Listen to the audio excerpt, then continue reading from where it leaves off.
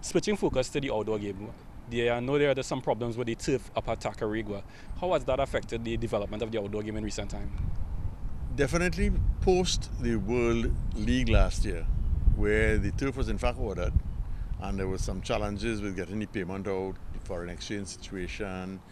The cabinet had approved it, so it has been approved. The funds have since been remitted.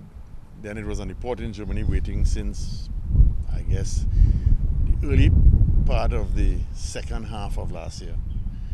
It still hasn't arrived, because what it meant was the competition never got going as we were expecting it to happen.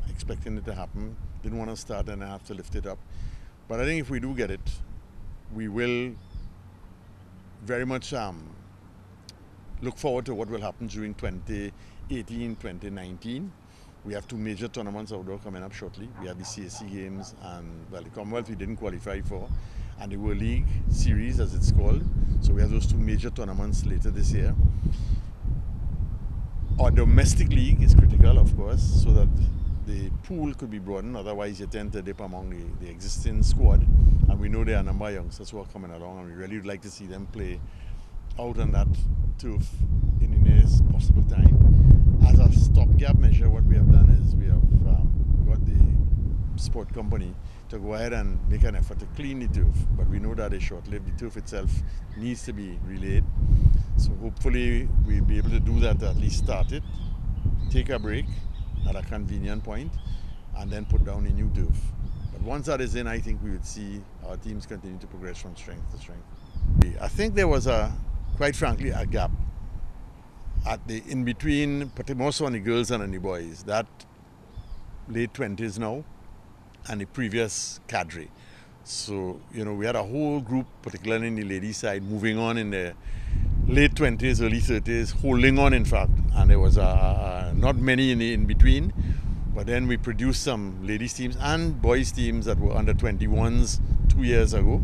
And we've seen that pool, both of men and ladies, now coming through. So I'm really hopeful that this next generation, many of whom are actually, in the case of the men, playing in the indoor tournament in Germany. The fact is, unless you keep having your coaches and other technical officials constantly participating at that very high level, you tend to lag a bit. Now, officials do. A lot of them get selected for the major international tournaments, World Cups. We have one, grade one, and doing the umpiring right now in Germany as well.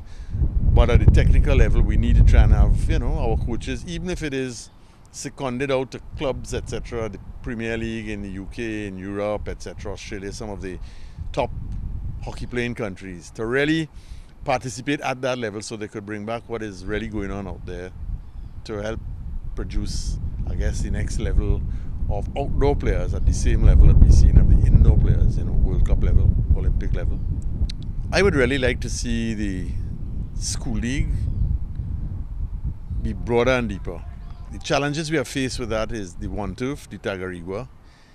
We have tried to hold tournaments on grass, which is fine, but you do get a comment coming through that, well, boy, if you play on grass, it's a different technique, and it is compared to turf.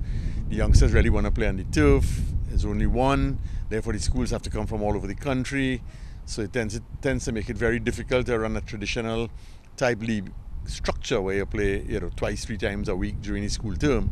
So we have kind of resorted to playing basically on weekends, developmental tournaments, Easter, more of a tournament format than a true league format.